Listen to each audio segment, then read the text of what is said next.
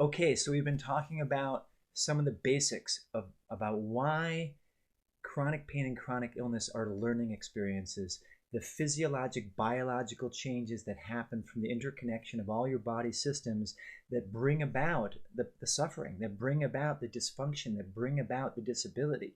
And these are things that when you understand them, you can start to choose to unlearn them and to reverse them and start to actually install patterns of responsiveness to life in your mind body system, in your biochemical, metabolic, nutritional system, and your movement system.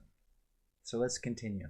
There's other aspects of neuroplasticity, right? So, like, you have protective responses in your body. You could actually say that the stress response is a protective response because when that limbic system that says not safe to be fires off, really what it's doing is making you vigilant so you can look out for further danger. And that's why so many people who have chronic stress, whether it's from some horrible trauma like that develops PTSD, or if it's just from living under chronic stress, are a little bit hyped up. And they might be irritable emotionally. They might be just having a hard time sleeping. They might be developing digestive problems or cardiac problems because their body is rehearsing a stress response. Well, your body also, and that's a protective response. The person, so to speak, is looking to protect from danger. Meanwhile, the danger's over, but the system's stuck. Hope that makes sense. Similar things happen with your motor system, the nerves, muscles, joints, bones, the whole system that helps you move through space, move towards what you care about, and move away from what might be dangerous. If you put your hand on a hot stove, immediately you have a reflex that causes you to withdraw your hand. That reflex is plastic. If you have perpetual or persistent pain coming into a particular part of your body, those reflexes that create muscle contraction, tightening of connective tissue, shifting in joint position sense, actually becomes set into the system. I told you about a woman who had some pain in her shoulder, and after a while, 2 years, she was holding her arm like this. That is a protective withdrawal response. Maybe I need to sit back a little bit so you can see that. But basically, she was walking around like this all the time. It's a protective withdrawal response, okay? Imagine you've got that in your hand and you're trying to reach out and type.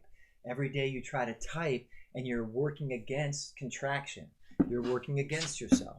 Same thing happens when someone's trying to walk. So that's part of what perpetuates the problem. Protective responses in your mind-body system, protective responses in your neuromuscular system, and the other aspect of it is changes that happen in your hormones, your immune system, your gastrointestinal system, whether it's from chronic stress, chronic pain, or whatever, that feeds into dysfunction in your gastrointestinal tract. And this is something that's showing up in all of the research last 10 or 15 years or so. And that feeds into problems with the brain because when the gastrointestinal tract gets dysfunctional, it creates a situation where there is biochemistry and immune changes that can feed into and worsen anxiety, depression, can feed into and worsen pain transmission. So there's this intimate connection that is in every part of your body. It's a learning process. It's the way your body presumably is trying to protect itself, but it gets a bit haywire and becomes chronic pain and chronic illness. And it's a learning process through neural networks that are all talking to each other, nerves, organs, immune system functioning in a system that gradually learns to become dysfunctional. And so what I'm suggesting is that there are ways to make it less dysfunctional, and that's what healing is about, but it takes time and practice. I want to take it to the next step, right? So we talked about neuroplasticity as one mechanism of that, how the connection and communication among nerves of various regions of the brain, of various parts of the body, the spinal cord, the immune system, the gastrointestinal system, it's all neuroplastic and it all responds to persistence of distress, of pain, of noxious, painful stimulus. There's another level of it, which is actually genetic, right? And we tend to think of, well, genes are just genes and what my genes say or what my body does. But what we know from the past few decades is that's not at all true. That we have genetic tendencies, and that gene on your chromosome is surrounded by even greater amounts of material that is intelligent, so to speak, and it responds to your experience. It's called epigenetic material, and it determines whether your genes are turned on or turned off. And what we're knowing more and more and understanding with greater clarity is that if you're subject to persistent stress, persistent insomnia, persistent in pain, persistent emotional distress, it shifts gene expression. It's another aspect of the learning process which can work against you or it can work for you.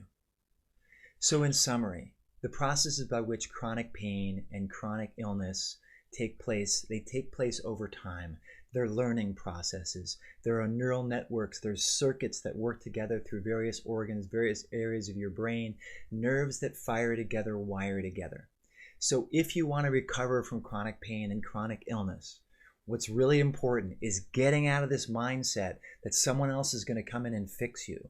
Getting out of the mindset that someone has got some magic bullet that's going to change it all. And realize that your habits, how you choose to think and work with your mind-body connection, what you choose to eat and how you nourish yourself biochemically, and what you do with your physical system can potentially retrain your brain, your body, your whole system to be more healthy, to recover a greater degree of function and health that gets taken away by that chronic process that generates chronic pain and chronic illness. So the mindset shift is one of being proactive, of realizing that, you know what, you need to be in charge. You might have great healers that help you. You might have doctors that give you just the right medications or do just the right procedures. And I'm not saying stop that stuff. But what I'm saying that there's a piece about ownership and taking responsibility and learning that's going to empower you. Because you might go to a great therapeutic person, whatever they are, and you might see them once a week or once a month and they do something and something shifts. Maybe it's psychotherapy, maybe it's hands-on therapy. But what are you doing in between? And so what I'm suggesting to you is to start to learn what you can do for yourself, what you can do to teach your body and direct the learning process so that your system moves towards recovery and healing. Okay, so this is the first video. There's going to be another video that's going to get a bit more practical about it, and so stay tuned for that, and I hope you've enjoyed. In the meantime, feel free to leave comments, leave questions, and hopefully I can respond. Thanks so much.